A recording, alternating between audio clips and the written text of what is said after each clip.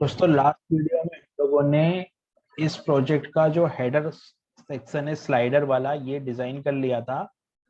और इसको जब हम लोग जो छोटी स्क्रीन होती है यानी कि जो दूसरी डिवाइस है उसके लिए हम लोग देख रहे थे तो हम लोगों को कुछ एरर आ रहा था जावा स्क्रिप्ट का।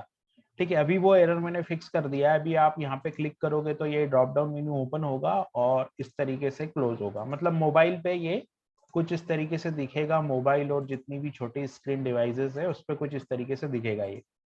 तो प्रॉब्लम क्या था इसमें? प्रॉब्लम ये था कि हम लोगों ने थोड़ा सा एरर यहाँ पे किया था कि ये जो फंक्शन कॉल हो रहा था ना ऑन क्लिक पे, ये जो फंक्शन कॉल हो रहा है जिसका नाम शो मेनू और हाइट मेनू है, यहाँ पे जो ऑन क्लिक हमने जो इवेंट था वो इवेंट की स्पेलिंग गलत कर दी थी। ये सिंटेक्स जो है मैच नहीं कर रहा था, है ना। ऑन क्लिक है वो, तो ऑन क्लिक की बजाय ऑन लोड इवेंट कॉल हो गया था, इसलिए एरर आ रहा था। तो अभी मैंने यहाँ पे इसको सही कर दिया है। तो अभी आप देखोगे तो ये सही से चल रहा है पूरा प्रॉपर। ये क्लिक करा मैंने इधर तो यहाँ पर ये आ गया। अभी इसको मैं क्या करता हूँ कि फुल स्क्रीन पे ओपन कर लेता हूँ, यानी कि डेस्कटॉप पे ओपन कर लेता हूँ। और साइड में जो स्प्लिट स्क्रीन है इस पे मैं यहाँ पे जो मेरा डेमो है, डेमो मतलब जो मुझे HTML CSS वाला पार्ट है वो ओपन कर लेता हूँ। तो मैं इसको इधर लेता हूँ और इस वाली स्क्रीन को इधर कर लेता हूँ। ठीक है, ये हो गया। तो राइट साइड में जो है ऐसा हमको डिजाइन करना है और जो लेफ्ट साइड में है वो हमारे पास में ऑलरेडी डिजाइन है। मतलब जो लेफ्ट साइड में जो है इसमें हम लोग डिजाइन कर रहे हैं और राइट साइड में जो है वो हमको ऐसा डिजाइन करना। तो अभी हमारा केवल ये वाला जो पोर्शन था जिसमें ये टाइटल टेक्स्ट लिखा हुआ है और ये पैराग्राफ है और नो मोर का बटन है, ये हमारा डिजाइन हो गया था। अभी हमको सर्विसेस वी ऑफर वाला जो ब्लॉक है, मतलब सर्विस वाला ब्लॉक, सर्विस वाले ब्लॉक के बाद में ग्लोबल कैंपस वाला ब्लॉक, फिर अवर फैसिलिटी वाला ब्लॉक, और उसके बाद में टेस्टोनोमियल ब्लॉक, और उसके बाद में कॉन्टेक्टस और फुटर। अभी इतना काम हमको इसमें करना है। तो मैं क्या करता हूँ, मैंने VS कोड के अंदर इस प्रोजेक्ट के फोल्डर को ओपन किया। ठीक है, और यहाँ पर मैंने सेक्शन जो है वो हेडर सेक्शन कंप्लीट कर लिया था। अभी मैं सर्विसेज के लिए क्या करूंगा कि मैं दूसरा सेक्शन एक क्रिएट करूंगा। मैं यहाँ पे लिख देता हूँ पहले तो कि ये सेक्शन कौन सा है। तो मैंने कमेंट में लिख दिया हेडर सेक्शन। ठीक है, ये हेडर सेक्शन हो गया मेरा। और यहाँ पे जब ये एंड हो जाएगा हेडर सेक्शन तो मैं लास्ट में लिख देता हूँ हेडर सेक्शन एंड। ठीक है, यहाँ पे हेडर सेक्शन स्टार्ट और हेडर सेक्शन एंड। यहाँ पे मैंने लिख दिया हेडर सेक्शन स्टार्ट और यहाँ पे मैंने लिखा header section and, header section and. ठीक है, ये हो गया। अभी मुझे यहाँ पे दूसरा सेक्शन स्टार्ट करना है तो मैं लिख देता हूँ यहाँ पे दूसरे सेक्शन का नाम। तो मैंने लिख दिया यहाँ पे सर्विसेज सेक्शन स्टार्ट और यहाँ पे मैं लिख देता हूँ सर्विस सेक्शन एंड। ठीक है, सर्विसेज सेक्शन स्टार्ट और सर्विस सेक्शन एंड, ये मैंने लिख दिया। अब यहाँ पे मैं क्या करता हूँ, सर्विस सेक्शन की कोडिंग करता हूँ। सर्विस सेक्शन की कोडिंग मतलब यहाँ से करता हूँ। ठीक है, तो मुझे पहले एक सेक्शन एट्रीब्यूट बनाना पड़ेगा। सेक्शन एट्रीब्यूट के अंदर मैं क्लास लगाता हूँ। तो क्लास में ये जो सेक्शन है उसके नाम की क्लास लिख देता हूँ। तो मैंने क्लास लगा दिया सर्विसेज। ठीक है, ये क्लास हो गई मेरी सर्विसेज। अब इसके अंदर मुझे क्या करना है, इसके अंदर मेरे को एक H1 चाहिए। जो मेरी रिक्वायरमेंट है उसके हिसाब से एक H1 लगेगा मेरे को, और एक P टैग चाहिए। एक H1 टैग चाहिए और एक P टैग चाहिए। तो जो H1 होगा मेरा, H1 के अंदर अगर आप यहाँ पे देखोगे तो H1 के अंदर आएगा सर्विसेज भी ऑफर्ड। तो ये मैं H1 के अंदर लिख देता हूँ। H1 के अंदर मैं कोई भी क्लास या आईडी यूज नहीं कर रहा हूँ क्योंकि मैंने सर्विस सेक्शन की सेपरेट क्लास बना दी है। अभी यहाँ मैंने लिख दिया सर्विसेज भी ऑफर, और दूसरा मैंने क्या किया, यहाँ पर जो टैग है पैराग्राफ टैग उसको लिया। तो यहाँ पे पैराग्राफ टैग मैंने पैराग्राफ टैग में ये कॉपी किया टेक्स्ट और यहाँ पैराग्राफ टैग में लग दिया। ठीक है, इसके बाद मुझे क्या चाहिए, इसके बाद मेरे को यहाँ पर ये जो 3 कॉलम लेआउट आ रहा है, राइट। ये 3 कॉलम लेआउट जो है वो मुझे दिखाना है, तो इसके लिए मुझे, जैसे मैंने लिखा वेब डिजाइनिंग, वेब डेवलपमेंट और बीपीओ, राइट। ये 3 सर्विसेज का जो नाम मैंने लिखा, तो इसमें मैं क्या करूंगा कि मुझे पहले एक रो क्लास बनानी पड़ेगी। तो मैं पहले एक डिव बना लेता हूँ, ठीक है। ये मैंने बनाया डिव, और इसमें मैंने लगा दी रो क्लास, ठीक है। डिव रो क्लास के अंदर मेरे को एक h3 बनाना है, और एक h3 बनाने के बाद में एक p टैग बनाना है। 2 चीज बनानी है, क्योंकि एक आ रही है इसमें हेडिंग, राइट। एक इसमें हेडिंग आ रही है और एक पैराग्राफ आ रहा है। तो मैं सबसे पहले, लेकिन ये इसको पूरा एक रेपर डिव बनाना पड़ेगा। तो मैं डिव डॉट, और यहाँ पर मैं क्लास ले लेता हूँ service call, service call class ले लेता हूँ। और इस क्लास के अंदर मेरे को एक h3 चाहिए, तो मैं h3 ले लेता हूँ। और एक पैराग्राफ चाहिए, मैं एक पैराग्राफ ले लेता हूँ, ठीक है। अभी h3 में क्या करना है और पैराग्राफ में क्या करना है। h3 में मैं लिख देता हूँ वेब डिजाइनिंग, और पैराग्राफ में जो सर्विस का डिस्क्रिप्शन है वो आ जाएगा। तो पैराग्राफ में मैं जाऊंगा और सर्विस का जो डिस्क्रिप्शन है वो आ जाएगा।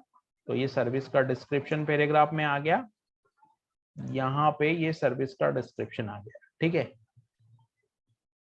इसको मैं न्यू लाइन में कर देता हूँ, ये हो गया। अभी मैं क्या करता हूँ, इसी को कॉपी करता हूँ, क्योंकि ये 3 बनाने हैं मुझे। तो मैं इसी को कॉपी करता हूँ और यहाँ पे पेस्ट 1, और ये 2 और 3, ठीक है। अभी वेब डिजाइनिंग की जगह मेरे को जो भी चाहिए, यहाँ पे वेब डेवलपमेंट चाहिए, तो मैं वेब डेवलपमेंट कर देता हूँ। ये वेब डिजाइन हो गया, यहाँ पर मैं वेब डेवलपमेंट कर देता हूँ। पैराग्राफ तो सेम ही होगा, और यहाँ पे जो अगला टेक्स्ट है वो है बीपीओ सर्विस, तो मैं यहाँ पे बीपीओ कर देता हूँ। क्लास तो सेम ही रखनी है, क्लास में कोई चेंज नहीं करना है। तो ये हमारा सर्विस सेक्शन बन गया। अभी अगर मैं पेज को रिफ्रेश करता हूँ तो ये कुछ इस तरीके से दिखाई देगा मेरे को, ठीक है। अभी मुझे इसकी क्लासेस लगानी, मतलब अभी मुझे इसकी CSS लिखनी। ये मैंने HTML तो लिख दिया, लेकिन अभी मेरे को CSS लिखना है। तो जब भी हम CSS लिखेंगे तो CSS में भी हम लोग CSS के अंदर भी हम लोग इस तरीके से लिख देंगे कि सर्विस सेक्शन CSS स्टार्ट, ठीक है। ये मैं लिख दूंगा ताकि पता रहेगा कि कौन से सेक्शन की CSS कहाँ पे लिखी है। तो मैं यहाँ जाता हूँ और यहाँ पे मैं ये मीडिया क्यूरी, तो हम लोग क्या करेंगे, मीडिया क्यूरी जनरली एक ही बार मीडिया क्यूरी ऐड करनी चाहिए हमको CSS फाइल के अंदर। लेकिन यहाँ पे हम लोग सीख रहे हैं, इसलिए मैं क्या करूंगा, अलग अलग सेक्शन के लिए अलग अलग मीडिया क्यूरी का सेक्शन बनाऊंगा। लेकिन जनरली ऐसा नहीं होता है, हम लोग एक ही मीडिया के अंदर सारा कोड लिखते हैं, ठीक है। अभी मैं क्या करता हूँ, यहाँ पे लिख देता हूँ कमेंट में कि सर्विस सेक्शन CSS, राइट। मैंने लिख दिया सर्विसेस CSS कोड, ताकि दोबारा से हम इस फाइल को देखेंगे तो हमें पता चल जाएगा कि कहाँ क्या चीज लिखी गई है, ठीक है।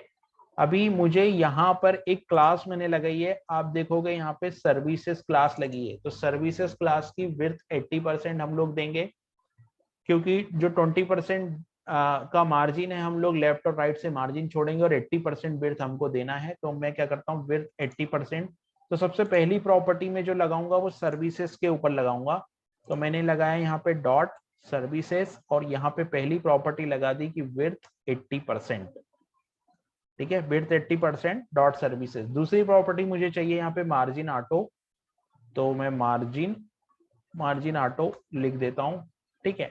उसके बाद में टेक्स्ट अलाइन सेंटर करना है मेरे को, क्योंकि अभी आप देखोगे जो डेमो है, मतलब जैसा हमको बनाना है, अगर हम लोग डेमो देखेंगे तो डेमो में ये सब चीजें सेंटर में है। तो मेरे को टेक्स्ट अलाइन सेंटर करना है, तो मैं एक और प्रॉपर्टी यहाँ पे ऐड कर देता हूँ, टेक्स्ट अलाइन सेंटर। तो मैंने यहाँ पे टेक्स्ट अलाइन सेंटर कर दिया,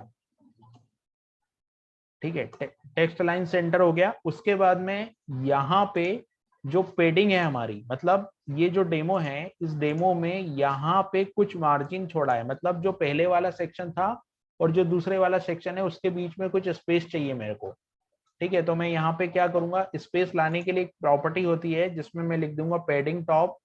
पेडिंग टॉप में मैं 100 पिक्सल कर देता हूँ, ठीक है। पेडिंग टॉप 100 पिक्सल, इसका मतलब ये है कि ये 100 पिक्सल ऊपर से, मतलब ऊपर वाले सेक्शन से 100 पिक्सल का विड्थ जो है 100 पिक्सल का विड्थ छोड़ के आएगा। तो अगर मैं इसको देखता हूँ यहाँ पे कि किस तरीके से ये दिखाई दे रहा है सेक्शन, तो ये कुछ इस तरीके से दिखा रहा है। मैंने जैसे ही प्रॉपर्टी ऐड की कि पिक्सल 100%, तो आप देखोगे ये यहाँ पे नीचे आ गया 100% का जो पेडिंग है वो यहाँ पे छूट गया। अब मेरे को H1 पे भी करना है, P पे करना है और रो पे करना है। तो ये सर्विसेज पे की मैंने, अभी मैं रो पे करूंगा।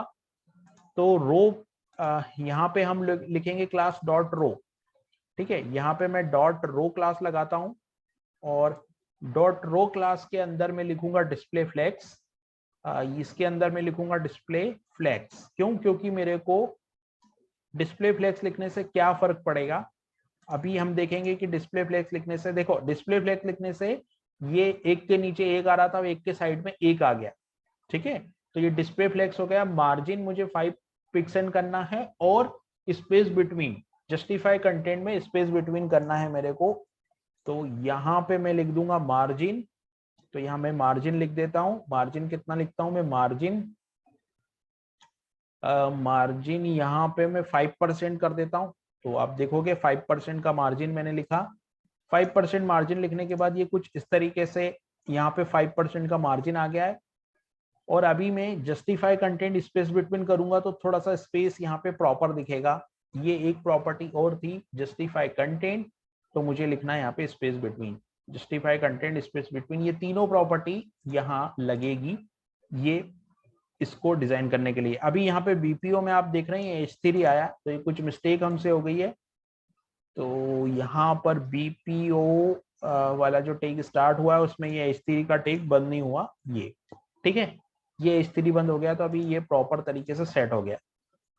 अभी आप देखोगे सर्विस भी स्टार्टेड जो है वो इस तरीके से पैराग्राफ में आ गया है और नीचे जो तीनों प्रॉपर्टी है वो ऐसे आ गई। ठीक है, अभी मुझे पैराग्राफ टेक के लिए भी CSS लिखनी है, तो मैं क्या करता हूँ, यहाँ पे जाता हूँ और एक पैराग्राफ टेक मतलब सर्विसेज के बाद H1 और पैराग्राफ, तो मैं इसको कॉपी करता हूँ।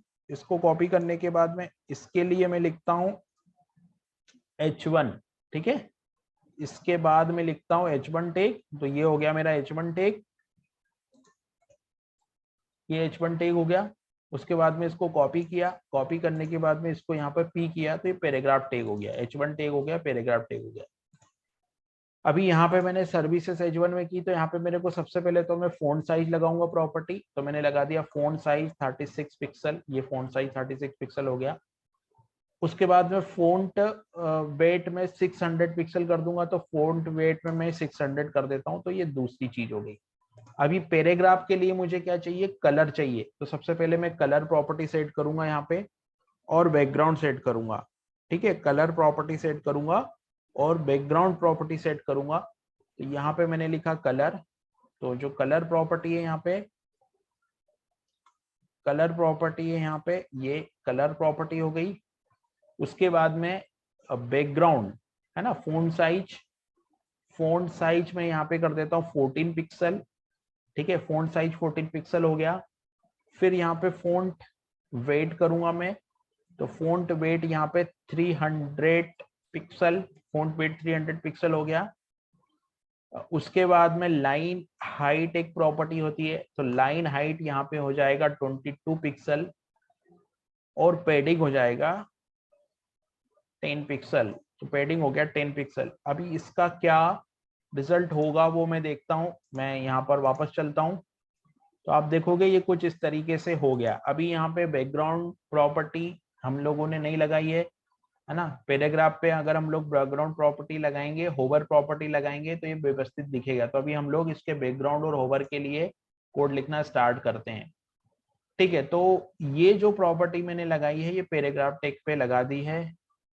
पैराग्राफ टेक के बाद में रो पे भी लगा दी है। अभी रो के अंदर ये वाला जो सेक्शन है सर्विस सेल, इस पे हम लोग प्रॉपर्टी लगाएंगे। तो हम लोग क्या करेंगे, हम लोग लिखते हैं डॉट रो डॉट रो के बाद में dot service col, dot row dot service col. ये एक ये हमने लगा दिया। यहां पर मुझे लिखना पड़ेगा फ्लैक्स। ठीक है, तो फ्लैक्स बेसिस जो है, फ्लैक्स बेसिस को मैं कर देता हूँ 31%। ठीक है, 31% मतलब ये 31% की विड्थ यहाँ पर आ जाएगी। फ्लैश बेसिस 31% हो गया। बैकग्राउंड कलर जो है वो हमको यहाँ लगाना होगा, तो मैं लिख देता हूँ बैकग्राउंड। अभी बैकग्राउंड में हम लोग एक कलर कोड यूज करेंगे और वो कोड है FFF3FFF। ये बैकग्राउंड कलर कोड है। 2F आएगा यहाँ पे, ये वाला FF3FF, ये बैकग्राउंड कलर है। देखते हैं इससे कुछ फर्क पड़ रहा है या नहीं। यहाँ पे कुछ कलर कोड जो है, यहाँ पे कौन सा कलर कोड यूज किया हम लोग देख लेते हैं इंस्पेक्ट एलिमेंट करके। तो यहाँ पे अगर आप देखोगे तो रोज सर्विस सेक्शन पे बैकग्राउंड कलर ये वाला ही कोड यूज हुआ है। और मैं इस कलर कोड को यहाँ लिख लेता हूँ, सेमीकोलन। ठीक है, ये हो गया बैकग्राउंड कलर, सर्विसेज कॉल पर बैकग्राउंड कलर। अब border radius 10 pixel, border radius में दे देता हूँ 10 पिक्सल। मतलब यहाँ पे क्या होगा कि जो बॉर्डर आएगी उसमें 3 पिक्सल का गैप आएगा। जो बॉर्डर आएगी उसमें मतलब यहाँ पे रेडियस आ जाएगी। जैसे यहाँ पे रेडियस आ रही ना, यहाँ पे कुछ डॉट रो के अंदर, ये डॉट रो है, डॉट रो के अंदर सर्विस कॉल। हाँ, यहाँ पे प्रॉब्लम ये है कि ये सर्विस कॉल है, हमने सर्विसेज कॉल लिखा, इसलिए प्रॉब्लम हो रहा था। अब ये प्रॉपर चलना चाहिए। ठीक है, क्योंकि जो क्लास यहाँ पर है ना, यहाँ क्लास क्या है, सर्विस कॉल। कॉपी करता हूं, नो रिजल्ट क्यों आ रहा है भाई, सर्विस कॉल क्लास की स्पेलिंग गलत है। ठीक है, इसको सेव करता हूं, ये यहाँ पे प्रॉपर आ गया। अभी इस क्लास की स्पेलिंग गलत थी इसलिए ये नहीं आ रहा था। ठीक है, तो बैकग्राउंड आ गया है, बॉर्डर रेडियस भी आ गई है। अभी यहाँ पे पेडिंग चाहिए, तो पेडिंग और बॉर्डर साइज दो चीज मुझे को देना है। एक तो मुझे देना है मार्जिन बॉटम, है ना, मार्जिन बॉटम और पेडिंग। ठीक है, तो मैं क्या करता हूँ, यहाँ पे जाता हूँ और यहाँ पे मैं लिखता हूँ एक प्रॉपर्टी और मुझे लगानी है, और वो प्रॉपर्टी है यहाँ पे मार्जिन बॉटम। ठीक है, मार्जिन बॉटम में मैं 5 पिक्सल कर देता हूँ। आई थिंक 5 पिक्सल सही रहेगा। उसके बाद में पेडिंग, पेडिंग पेडिंग 20 पिक्सल और 12 पिक्सल, है ना। 20 पिक्सल मतलब 12 और 20। यहाँ पे क्या होगा कि बॉटम और टॉप और बॉटम से पेडिंग होगी और लेफ्ट और राइट से होगी, तो 20 पिक्सल और 12 पिक्सल हो गया। बॉर्डर बॉक्स साइजिंग में बॉर्डर बॉक्स कर देता हूं मैं, तो यहां पर मैं लिखता हूं बॉक्स साइजिंग में बॉर्डर बॉक्स। ठीक, ये हो गया मेरा सर्विस कॉल वाली चीजें। अभी मैं क्या करूंगा कि जो सर्विसेज है उसके H3 पे भी कोड लिखना है मेरे को। तो जो क्लास है वो सर्विसेज क्लास है ना। ये क्लास 1 सेकेंड, ये मैंने क्लास यहाँ पे सर्विसेज लगाई है।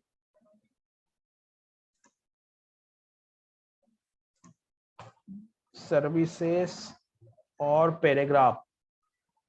ठीक है, अभी मेरे को यहाँ पे क्या करना है कि ये अगला जो कोड लिखना है मेरे को, है ना। अभी क्या बचा है कि ये सेक्शन डिजाइन हो गया पूरा। ये सेक्शन डिजाइन हो जाने के बाद में मेरे को H3 पे कोड लिखना है और P पे कोड लिखना है। तो मैं H3 और P, service H3 service H1। अभी सर्विस के अंदर क्या आ रहा है, H3 आ रहा है, H1 नहीं आ रहा है।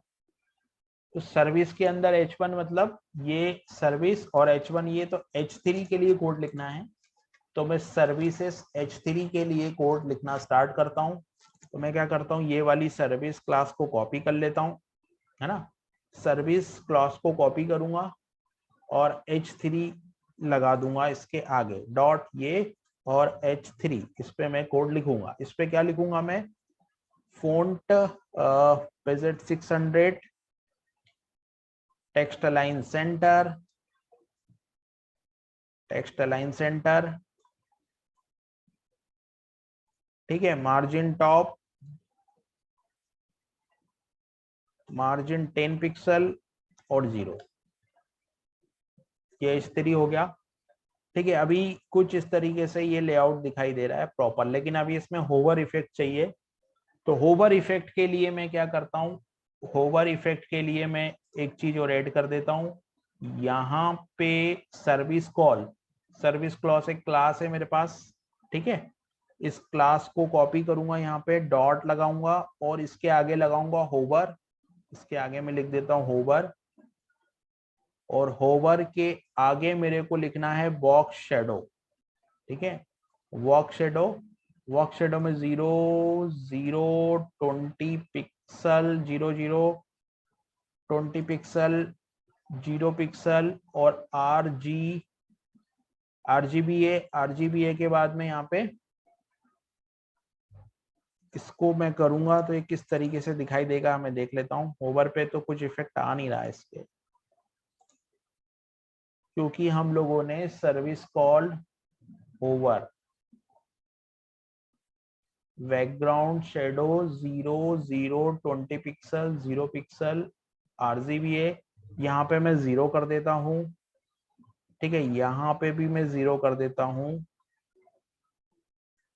0 0, यहाँ पे भी 0 कर देता हूँ, और यहाँ पे 0.2 कर देता हूँ। शायद ये वर्क करना चाहिए। हाँ, ठीक है, ये हो गया मेरा। ये जो सेक्शन है वो दूसरा सेक्शन भी मेरा डिजाइन हुआ, लेकिन इसमें मुझे क्या करना है कि जब हम लोग इसको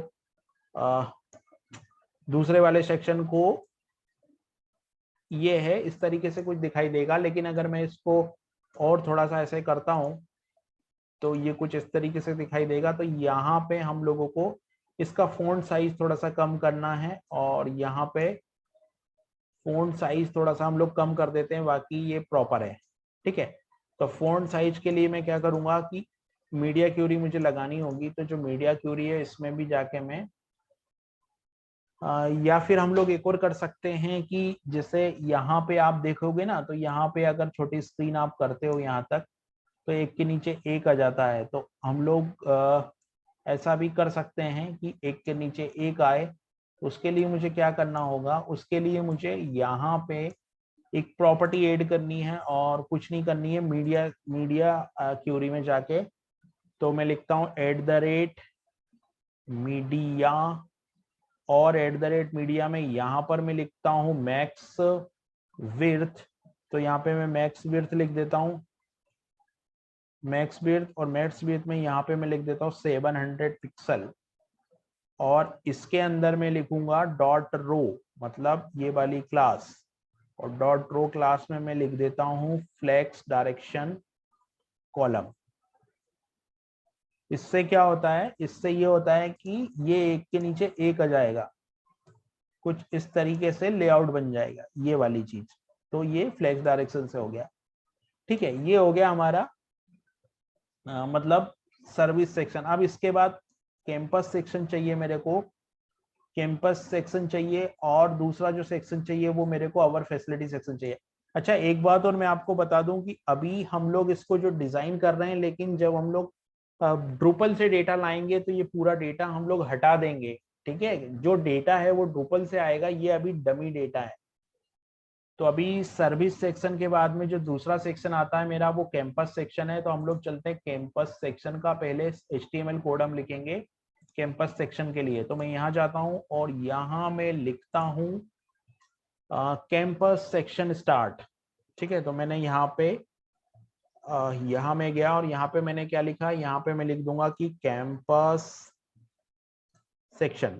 ठीक है, ये कैंपस सेक्शन हो गया। यहीं पे मैं जाता हूँ और यहाँ पे मैं लिख देता हूँ एंड, और एंड में मैं लिख देता हूँ कैंपस। तो ये एंड में कैंपस हो गया। ठीक है, अभी क्या करना है, एक सेक्शन ऐड करूंगा मैं। सबसे पहले एक सेक्शन ऐड होगा, सेक्शन के अंदर एक क्लास लगेगी। तो सेक्शन के अंदर एक क्लास दे देता हूं मैं, और क्लास का नाम मैं दे देता हूं कैंपस, सिंपल। ठीक है, इस सेक्शन के अंदर फिर एक H1 आ जाएगा, एक H1 और एक P, ये H1 और ये P। ठीक है, H1 हो गया, P हो गया। H1 में और P में ये टेक्स्ट आ जाएगा जो कि हमको डेमी बेडरूम इसमें दिखाया गया डिजाइन में। इसको मैं लिख देता हूँ ग्लोबल कैंपस। तो मैंने यहाँ पे ग्लोबल कैंपस लिख दिया, और यहाँ पे जो सेकेंड है यहाँ पे मैं लिख दूंगा ये वाला जो पैराग्राफ है वो। तो ये ग्लोबल कैंपस हो जाएगा। ठीक है, अभी ग्लोबल कैंपस के बाद में मुझे एक रो क्लास ऐड करनी पड़ेगी। तो मैं ऐड करता हूँ div डॉट रो, जो कि सेम होगी div डॉट रो क्लास। रो क्लास के अंदर मुझे क्या करना होगा कि div, हाँ, div डॉट, और div डॉट में मैं लिख देता हूँ कैंपस कॉल, ये क्लास हो जाएगी कैंपस कॉल, और इनटू 3 कर देता हूँ। ठीक है, ये तीन चीज, ये विजुअल स्टूडियो कोड की बहुत अच्छी खासियत है कि इसमें हम लोग जितने टेक चाहे उतने एक साथ जनरेट कर सकते हैं। ये बहुत ही अच्छी खास बात है विजुअल स्टूडियो कोड की। तो इसी कोड को ध्यान में रखते हुए मैंने क्या किया यहाँ पे ये यूज किया। अभी मेरे को क्या करना है, अभी मेरे को यहाँ पे ये जो क्लास है पहले तो मैं इसको सही कर दूं, मतलब यहाँ पे मुझे COL देना है। ठीक, ये सही हो गया क्लास। अब इसके अंदर मेरे को क्या चाहिए, तो इसके अंदर मेरे को चाहिए, है ना, इसके अंदर कैंपस कॉल के अंदर इमेज चाहिए। ठीक है, तो 3 इमेज टैग मेरे को चाहिए, और उसके बाद जो दूसरा, तो कंट्रोल डी मैं यहां जाऊंगा, कंट्रोल डी करता हूं, और यहाँ पे मैं लिखूंगा, सबसे पहले मुझे इमेज टैग चाहिए, राइट। तो मैं img टैग लिख देता हूँ, इमेज टैग के बाद में मैं src लिख देता हूँ, src, और इमेजेस फोल्डर है मेरे पास। आप देख रहे हैं तीनों जगह एक साथ टाइप हो रहा है इमेजेस, और इमेजेस के अंदर में एक इमेज है मेरे पास लंदन डॉट gf करके एक इमेज है मेरे पास। ठीक है, तो ये हो गया मेरा इमेज टैग, इसको कर देता हूं मैं बंद।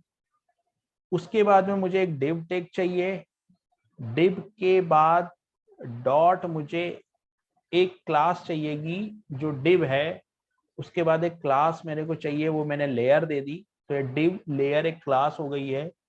और उसके बाद में मेरे को एक h3 टैग चाहिए, तो मैंने एक h3 टैग दे दिया। ठीक है, अब इसको प्रॉपर कर देता हूं मैं, यहां से इंटर 1 2 कॉलम इंटर, ये div स्टार्ट हुआ, div के अंदर ये h3 स्टार्ट हुआ। ठीक है, div स्टार्ट हुआ, h3 स्टार्ट हुआ, और यहाँ पे ये div बंद हुआ और h3 बंद हुआ, ये div बंद, और यहाँ पर ये मेन div बंद। कुछ इस तरीके से ये हो गया।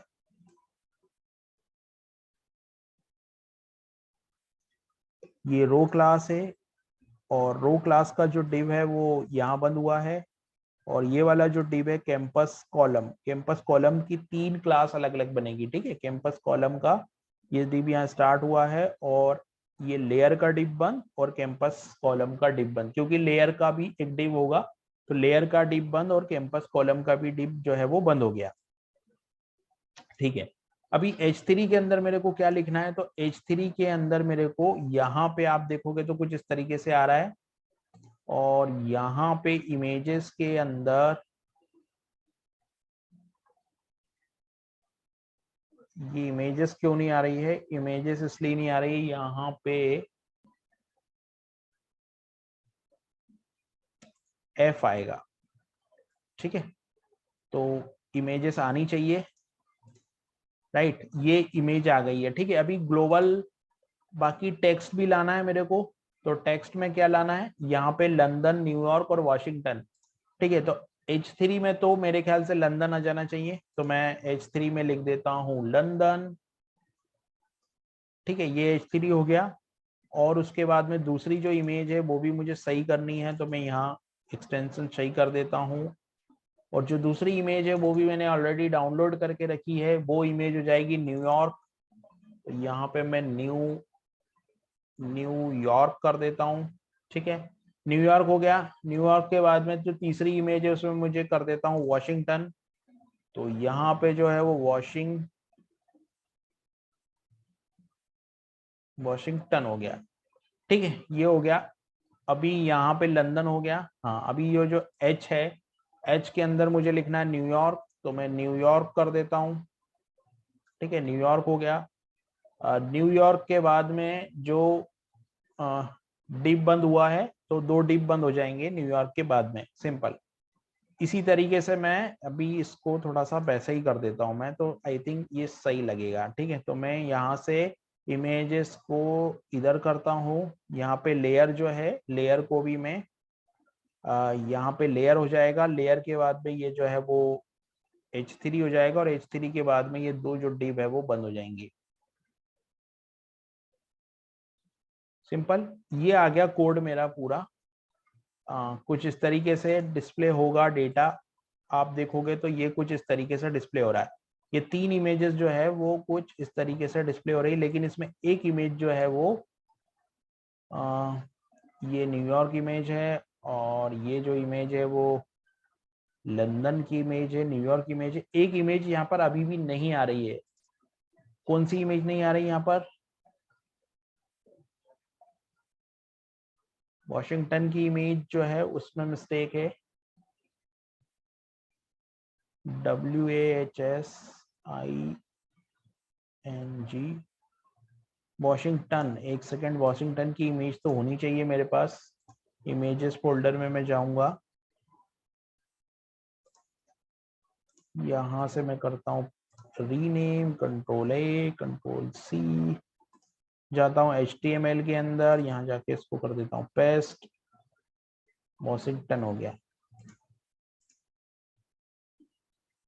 ठीक है, शायद ये चलेगी, आई थिंक। हाँ, इमेज आ रही है लेकिन इधर आ गई। ओके, ठीक है, अभी इसको हमको CSS लगाएंगे तो प्रॉपर हो जाएगा। तो ये जो हमारा सेक्शन रेडी हो गया, अब हमको इसका CSS लिखना है, तो हम लोग चलते हैं CSS की तरफ। ये मैं आ गया CSS की तरफ, और CSS की तरफ मुझे कमेंट में लिख देना है कि जो कैंपस है उसकी CSS यहाँ से स्टार्ट होती है। ठीक है, तो मैं क्या करता हूँ, यहाँ पे कमेंट में जाता हूँ, और यहाँ मैं लिख देता हूँ कमेंट कैंपस CSS स्टार्ट। ये लिख दिया मैंने, कैंपस CSS स्टार्ट, और यहाँ पे लिख देता हूँ मैं एंड। ठीक है, एंड ये लिखा। ठीक है, यहाँ गया, यहाँ एंड लिख दिया। ठीक है, इसके बाद में क्या करता हूँ कि इसकी CSS लिखता हूँ। तो CSS में अगर आप देखोगे तो जो मैंने कोड लिखा था सर्विस के लिए, वही कोड यहाँ लिखेंगे, लेकिन क्लास चेंज हो जाएगी।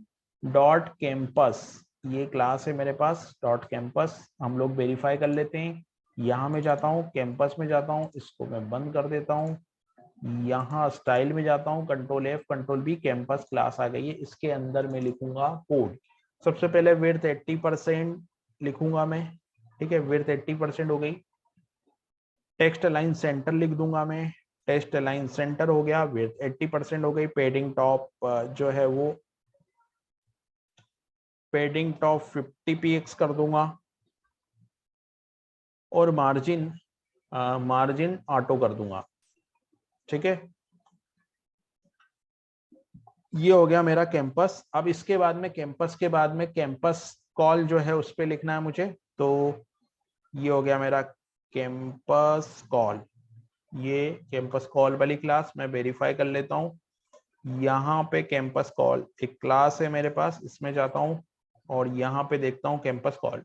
ठीक है, तो कैंपस कॉल में भी मुझे सेम CSS लिखनी है जो कि CSS मैंने उधर लिखी थी, जैसे कि फ्लेक्स बेसिक में 30%, 31% था आई थिंक। तो मैं फ्लेक्स बेसिक इसमें 32% था। ठीक है, 32% हो गया। उसके बाद में बॉर्डर रेडियस 30%, तो border radius 10 pixel, border radius 10 pixel हो गया। उसके बाद में कलर होगा पोजीशन रिलेटिव ना, पोजीशन रिलेटिव हो जाएगा। पोजीशन रिलेटिव हो गया। ओवरफ्लो हिडन, पोजीशन रिलेटिव, और यहाँ पर आएगा overflow hidden, position relative, overflow hidden. और margin bottom 30 pixel, margin bottom भी रखना है एक प्रॉपर्टी। और तो मैं यहाँ जाता हूँ, और यहाँ पे मैं लिखता हूँ मार्जिन बॉटम। तो मैं यहाँ जाऊंगा, यहाँ पे जाके मार्जिन बॉटम, मार्जिन बॉटम में यहाँ पे मैं ऐड करता हूँ मार्जिन बॉटम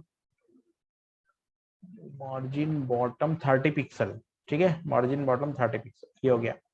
अभी इसको हम लोग देखेंगे तो कुछ इस तरीके से दिखाई दे रहा है ये। और यहाँ पे वॉशिंगटन भी नहीं आ रहा है, जो वॉशिंगटन यहाँ आ रहा था ना, वो वॉशिंगटन हम लोगों ने यहाँ लिखा नहीं है, आई थिंक ये आ नहीं रहा है जो भी है, लेकिन वॉशिंगटन यहाँ पे नहीं आ रहा है। ये वॉशिंगटन H3 में होना चाहिए, राइट। तो यहाँ पे सॉरी, हम लोगों ने यहाँ लिखा नहीं था, ये वॉशिंगटन हो गया। तो ये एक जो चेंजेस था वो हो गया, अभी वॉशिंगटन भी आ गया यहाँ पे। और यहाँ पे CSS जो है वो मार्जिन कॉल तक हम लोगों ने लिख दी है। मार्जिन कॉल तक लिखने के बाद में हम लोगों को इमेज के लिए चाहिए, तो कैंपस कॉल IMG, मैं इसको कॉपी कर लेता हूँ, यहाँ पे जाता हूँ, यहाँ पे जाके कैंपस कॉल, और यहाँ पे जाके मैं करूँगा IMG, और कैंपस कॉल IMG के अंदर मैं लिखूंगा विड्थ 100% और डिस्प्ले ब्लॉक, राइट। तो विड्थ लिखा मैंने 100%, और यहाँ पर मैंने लिखा डिस्प्ले ब्लॉक। ठीक है, विड्थ 100% और डिस्प्ले ब्लॉक। तो ये कुछ इस तरीके से आ रहा है। ठीक है, अभी मेरे को क्या करना है, अभी मुझे होवर लेके आना है, और एक लेयर करके मैंने क्लास बनाई है वो लाना है। तो मैं क्या करता हूँ, पहले तो जो कोड है वो मैं लिख देता हूँ। जो कोड है, मतलब जो लेयर का कोड है ना, लेयर का जो कोड है वो मुझे लिखना है। लेयर क्लास जो है इसके लिए कोड लिखना पड़ेगा, क्योंकि यहाँ पे आप देख रहे हो इस तरीके का एक लेयर आ रही है, राइट। तो ये जो लेयर है इसका कोड में लिखूंगा। लेयर के कोड के लिए मैंने एक क्लास ली थी जो लेयर क्लास है। यहाँ पे मैं जाऊंगा तो यहाँ पे एक लेयर क्लास आ जाएगा। तो यहाँ पे मैं जाके करता हूँ डॉट लेयर। ये लेयर एक क्लास हो गई है। लेयर में यहाँ पे बैकग्राउंड ट्रांसपेरेंट हो गया।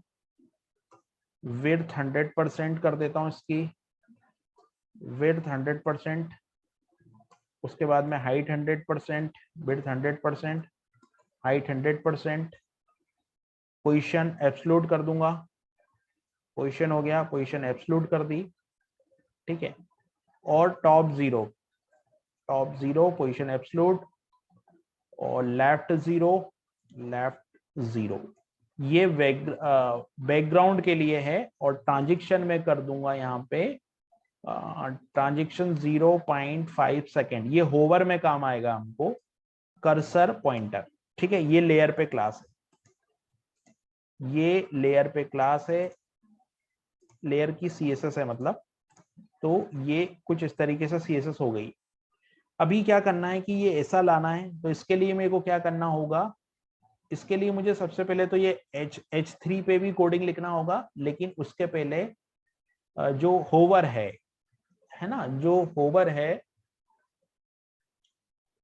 होवर पे हम लोग होवर पे डॉट होवर, यानी कि होवर पे एक कलर कोड है मेरे पास में, वो कलर कोड हम लोग होवर के लिए यूज करेंगे। तो यहाँ पे मैं होवर का कोड लिख देता हूँ।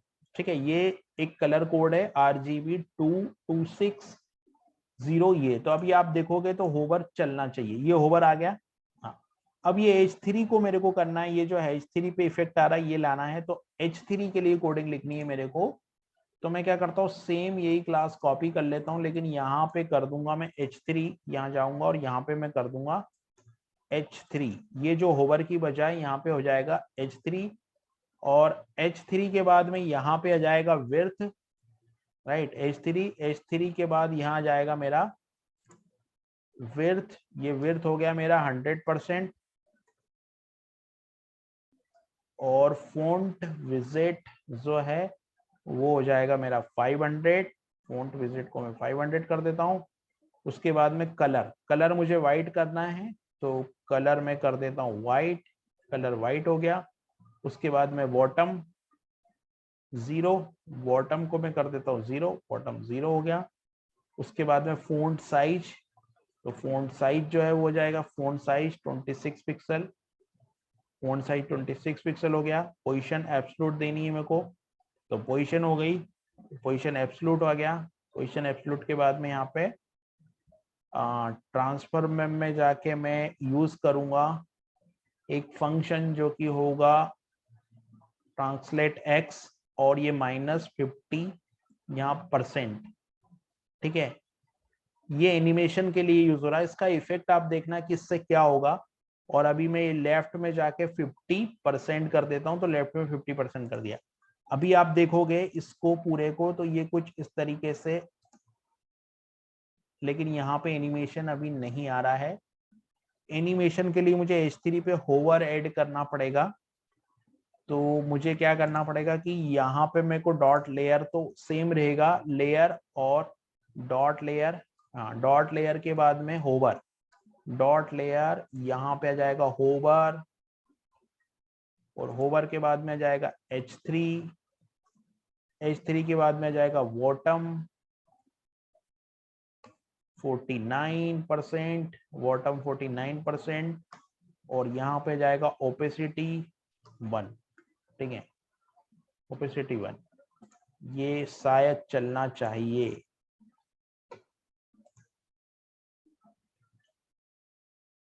अभी भी नहीं आ रहा है। डॉट लेयर, डॉट लेयर के बाद में hover, H3, bottom 49%, opacity 1, right.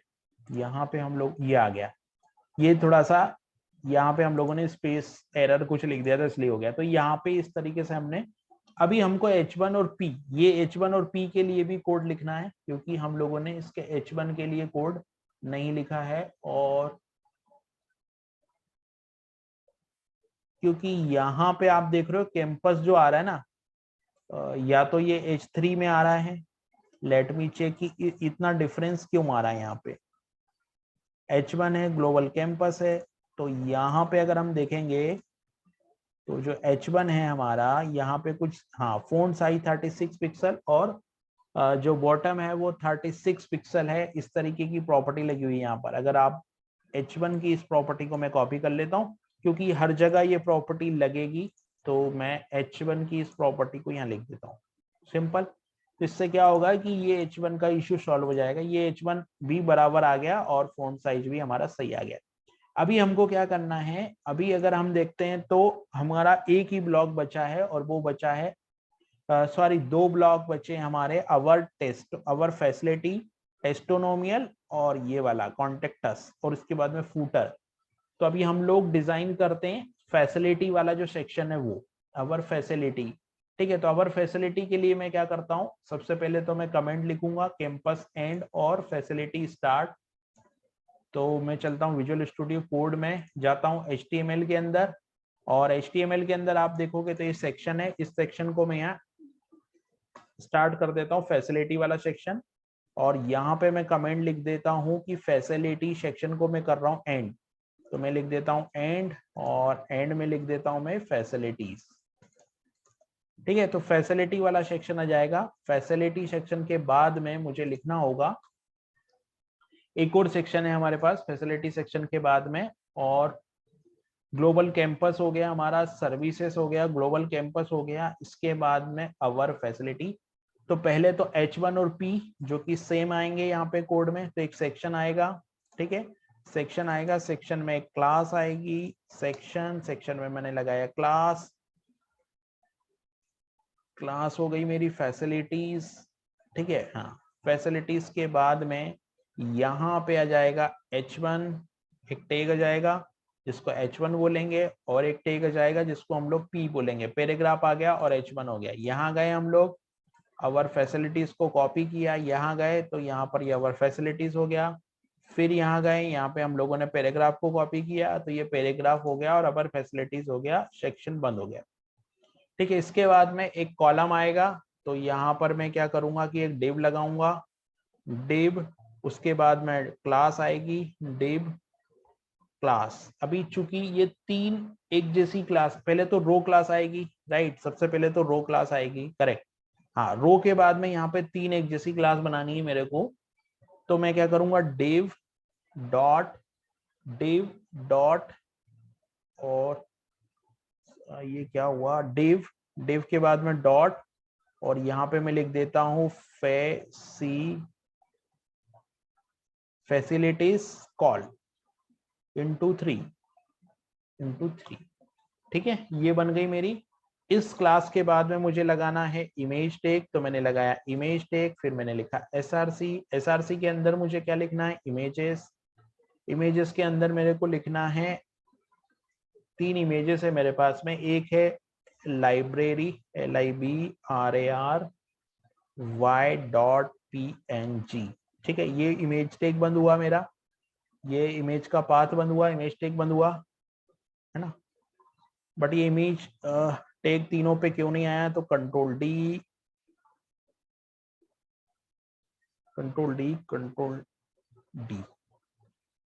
नहीं, कंट्रोल वाई करो, यहां से इसको ऐसे करो, कंट्रोल डी, ऐसे। ठीक है, यहाँ गए। ठीक है, यहाँ पे मैं क्या करता हूँ, इमेज को लेता हूँ, तो मैंने लिखा इमेज एसआरसी। इमेज एसआरसी के अंदर मेरे को लिखना है इमेजेस। इमेजेस के अंदर मुझे लिखना है लाइब्रेरी, LIBRARY, library.png। ये हो गया मेरा इमेज का काम। इमेज के बाद मुझे लिखना है H3, तो मैंने लिखा H3 के अंदर मैं लिख देता हूँ टाइटल हियर, ये टाइटल हो जाएगा इमेज का। फिर उसके बाद में हो जाएगा मेरा पैराग्राफ, है ना। और पैराग्राफ के अंदर मेरे को ये कोड कॉपी करके पेस्ट कर देना है, कॉपी। ठीक है, पैराग्राफ को मैं यहाँ जाऊंगा, कंट्रोल डी, कंट्रोल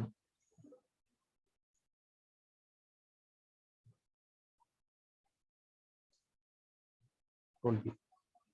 ठीक है, ये हो गया मेरा कोड। अब आप जाओगे यहाँ पे तो कुछ इस तरीके से ये दिखाई दे रहा है, टाइटल ईयर जैसे यहाँ पे आ रहा है ना, टाइटल ईयर। ये इमेजेस, 2 इमेजेस अभी नहीं आ रही है, वो इमेजेस, ये 3 इमेजेस एक साथ आ रही है। तो अभी मुझे क्या करना होगा, इमेजेस को फिक्स करना होगा। तो एक इमेज तो लाइब्रेरी है, और जो दूसरी इमेज है वो लाइब्रेरी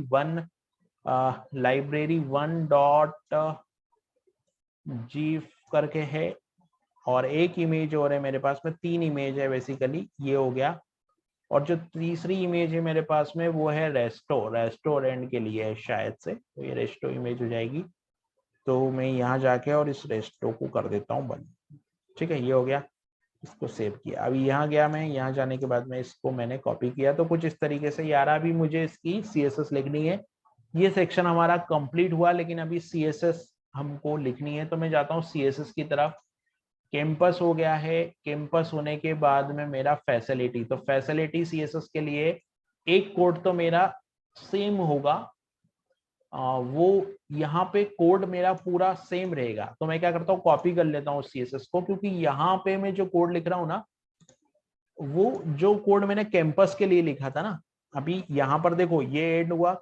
यहाँ पे हम लोग बोल सकते हैं कि ये हमारा कैंपस सेक्शन एंड हुआ, और यहाँ पे मैं लिख रहा हूँ जो कोड, वो फैसिलिटी के लिए है।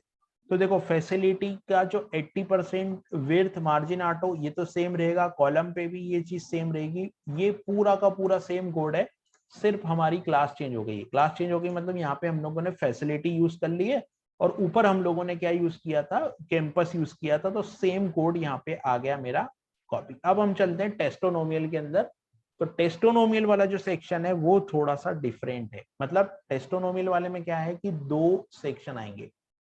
तो टेस्टोनोमियल वाले सेक्शन में मैं क्या करता हूँ कि इसको कॉपी करता हूँ। मेरे पास है टेस्टोनोमियल का कोड भी, मैं कॉपी करता हूँ और यहाँ पे मैं इसको पेस्ट करता हूँ। HTML में जाऊंगा। HTML में जाने के बाद में यहाँ पे आप देखोगे तो कैंपस एंड हुआ है, और यहाँ पे मेरे को एंड फैसिलिटीज करनी है। ठीक है, ये फैसिलिटीज एंड होगी, फैसिलिटीज स्टार्ट यहाँ से होगा, और फैसिलिटीज एंड यहाँ पे होगा। एंड कैंपस, फैसिलिटीज स्टार्ट, और फैसिलिटीज, इसको मैं कर देता हूँ ऐसे। ठीक है, यहाँ पे मेरे पास एक कोड जो मैंने कॉपी करके रखा है टेस्टोनोमियल के लिए, वो मैं यहाँ लिख रहा हूँ। उसके बाद में मैं एक्सप्लेन करूंगा। ये जो कोड है वो टेस्टोनोमियल का कोड है। टेस्टोनोमियल के लिए एक क्लास टेस्टोनोमियल बनाई हमने सेक्शन की, जैसे कि हम लोग बाकी बना रहे थे। H1 और P सेम रहेगा, रो क्लास भी सेम रहेगी। यानी कि जो टेस्टोनोमियल है इसमें ये दोनों चीजें सेम रहेगी। ये इमेज तक सेम रहेगी। उसके बाद में नीचे जो क्लास है यहाँ पे हमको कुछ CSS लिखनी है, और ये जो स्टार आ रहे हैं ना, स्टार के लिए हम लोग यहाँ पे ये जो आइकॉन यूज कर रहे हैं, तो इसका CSS भी मैं लिख देता हूं यहाँ पे। तो टेस्टोनोमियल में पहली 3 CSS, मतलब टेस्टोनोमियल के लिए कॉलम के लिए ये सेम रहेगी CSS, चेंज होगा तो एक ही चीज चेंज होगा, और वो चेंज हो गई बिर्थ जो है वो चेंज होगी। मैं CSS लिखता हूं, उसके बाद एक्सप्लेन करता हूं कैसे होगा। तो यहाँ पे मैं CSS लिख रहा हूं टेस्टोनोमियल सेक्शन की, तो मैं यहाँ पे ऐड कर देता हूं टेस्टोनोमियल सेक्शन। तो मैंने टेस्टोनोमियल्स में गया, यहाँ पे मैंने कॉपी किया, यहाँ गया, यहाँ टेस्टोनोमियल मैंने पेस्ट किया। अभी आप देखोगे तो ये कुछ इस तरीके से आ गया टेस्टोनोमियल, लेकिन अभी ये कॉलम चेंज नहीं हुआ है, उसको भी देखते हैं हम लोग। पहले हम लोग CSS को समझ लेते हैं कि हम लोगों ने क्या किया। तो टेस्टोनोमियल इमेज और टेस्टोनोमियल कॉल क्लास हो गई, और एक क्लास और हम लोग भूल रहे हैं यहाँ पे टेस्टोनोमियल, जिसमें 80% का विड्थ देना था, मार्जिन ऑटो देना था, तो वो मैं लिख देता हूं यहाँ पे। यहाँ पे एक क्लास है टेस्टोनोमियल्स, इसकी CSS हमको लिखनी है। तो यहां से स्टार्ट हो जाएगी मेरी टेस्टोनोमियल CSS। तो मैं लिख देता हूँ टेस्टोनोमियल कोड, है ना, ये टेस्टोनोमियल कोड हो गया। यहाँ पे मैं लिखता हूँ डॉट टेस्टोनोमियल। सबसे पहले मैं विड्थ रख देता हूँ 80%, विड्थ 80% हो गई। मार्जिन ऑटो, जो कि अभी तक हम करते आ रहे हैं, सेम चीज है, मार्जिन ऑटो हो जाएगा, विड्थ 80% हो जाएगी, है ना। उसके बाद में टेक्स्ट अलाइन सेंटर हो जाएगा, टेक्स्ट अलाइन सेंटर, यहाँ पे ये हो गया टेक्स्ट अलाइन, और टेक्स्ट अलाइन में ये सेंटर हो गया। टेक्स्ट अलाइन सेंटर के बाद में यहाँ पे पेडिंग टॉप 50%, ठीक है, सिंपल। तो मैं लिख देता हूँ पेडिंग, और पेडिंग टॉप 50%। तो पेडिंग टॉप यहाँ पे मैं 50%, 50 पिक्सल, सॉरी 50 पिक्सल होगा, 50 पिक्सल कर देता हूँ। अभी आप देखोगे तो ये कुछ इस तरीके से डिजाइन हो गया, ठीक है। अभी इसको मैं फुल स्क्रीन पे करूंगा, तो ये कुछ इस तरीके से डिजाइन हो गया। अभी एक सेक्शन और बचा हुआ है हमारे पास। दिस सेक्शन इज कॉल्ड, ये जो सेक्शन है हमारा, ये कौन सा सेक्शन है, ये जो सेक्शन है हमारा वो है कॉल टू एक्शन, ये वाला सेक्शन। तो कॉल टू एक्शन सेक्शन भी हमको करना है, और फिर उसके बाद में फूटर बचा हुआ है। तो कॉल टू एक्शन जो सेक्शन है वो सिंपल है, इसमें एक H1 एक H4 आएगा, एक टैग जो H4 आएगा, और एक सेम क्लास जो हमने हीरो बटन यूज की है वो आएगी। मैं उसको कॉपी कर लेता हूं उसके कोड को, यहाँ पे मैं जाऊंगा, यहाँ पे आप देखोगे तो यहाँ पे मैं लिख देता हूँ call to action section start. यहाँ पे मैं HTML में जाता हूँ, यहाँ पे मैं लिखता हूँ कॉल टू एक्शन, ये कॉल टू एक्शन क्लास का कोड है। और इसमें क्या किया मैंने, इसमें देखो, अब इसको मैं एक्सप्लेन करता हूँ मैंने क्या क्या किया इसमें। सबसे पहले इसमें CTA क्लास लगाई, यहाँ पे H4, और ये तो हमारे पास पहले से बनी हुई बटन थी। कौन सी बटन, ये वाली जो बटन है हमारे पास में, ये सेम बटन मैंने यहाँ यूज की है, ठीक है, सेम बटन यहाँ यूज की है। तो अभी इसकी CSS हमको लिखनी है, और इसके साथ इसकी जो CSS है वो कुछ CSS तो सेम होगी, लेकिन इसमें भी एक एरर है जो डेमो है, यहाँ पे कलर नहीं दिखाई दे रहा है, क्योंकि कलर का कोड जो है वो चेंज नहीं किया है। तो मैं यहाँ पे जाता हूँ, यहाँ पे मैं लिखता हूँ टेस्टोनोमियल, और टेस्टोनोमियल कोड के बाद में यहाँ पे मैं लिख देता हूँ CTA code start, call to action code start, ये लिख देता हूँ। और ये जो है वो यहाँ बंद होगा, और यहाँ इसको मैं लिख देता हूँ एंड CTA। तो यहाँ जाऊंगा, यहाँ पे मैं लिखूंगा एंड CTA, ये एंड CTA कर दिया, और ये बंद कर दिया। अभी आप देखोगे तो यहाँ पर हम लोगों ने कुछ बैकग्राउंड कलर लगाया है, और यहाँ पर H1 टैग है, H1 टैग यहाँ पे जो H1 है, और ये जो है जो CTA हम यूज कर रहे हैं, CTA में यूज कर रहे हैं, उसमें H4 यूज कर रहे हैं। तो इट शुड बी H4 होना चाहिए यहाँ पे, ये H4 कर देता हूं मैं। तो यहाँ पर आप देखोगे तो ये प्रॉपर आ गया, ठीक है, ये प्रॉपर आ गया। यहाँ पर ये H1 है, ये H4 है। अभी मेरे को फूटर डिजाइन करना है, तो फूटर में भी ये जो आइकॉन आ रहे हैं ना, फेसबुक, और ये हम लोग यहाँ पर आइकॉन्स यूज कर रहे हैं, क्योंकि आइकॉन्स हम लोगों ने यहाँ पे ऊपर जो है वो डाउनलोड कर रखा है आइकॉन्स, ये वाला, ठीक है, ये आइकॉन्स। तो अभी मैं फूटर सेक्शन को कॉपी कर लेता हूं।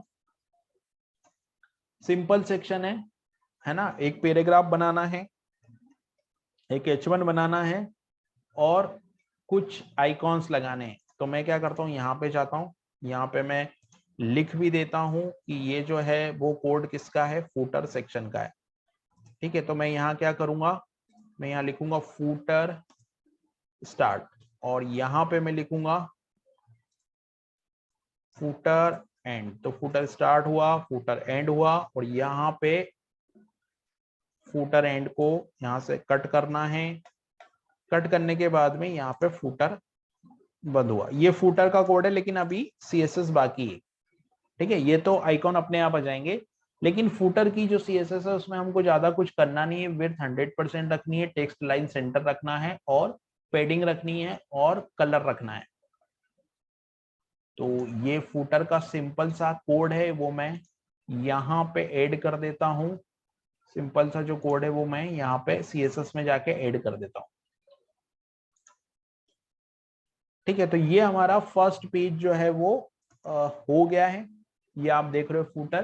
तो अभी जो फर्स्ट पेज है वो कुछ इस तरीके से हमारा दिखाई दे रहा है।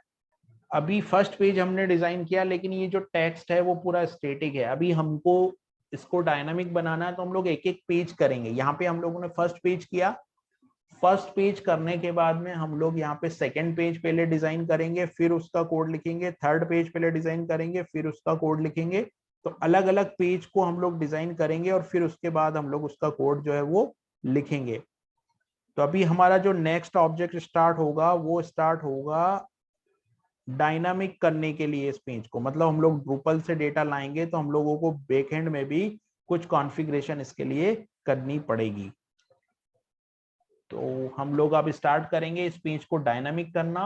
उसके बाद में जब ये पेज हमारा डायनामिक हो जाएगा, फिर हम लोग यहाँ पे about us, blog, contact us, ये हमको यहाँ पर पूरे जो है वो 5 पेज है, 1 2 3 4 5। तो अभी फर्स्ट पेज हुआ, अभी सेकेंड पेज, थर्ड, फोर्थ और फिफ्थ ये बाकी है। तो अभी हम लोग पहले इस पेज का पूरा काम हम लोग डायनामिकली इसको कंप्लीट करेंगे। उसके बाद में हम लोग दूसरे प्रोजेक्ट पे मूव करेंगे, मतलब दूसरे पेज पे मूव करेंगे।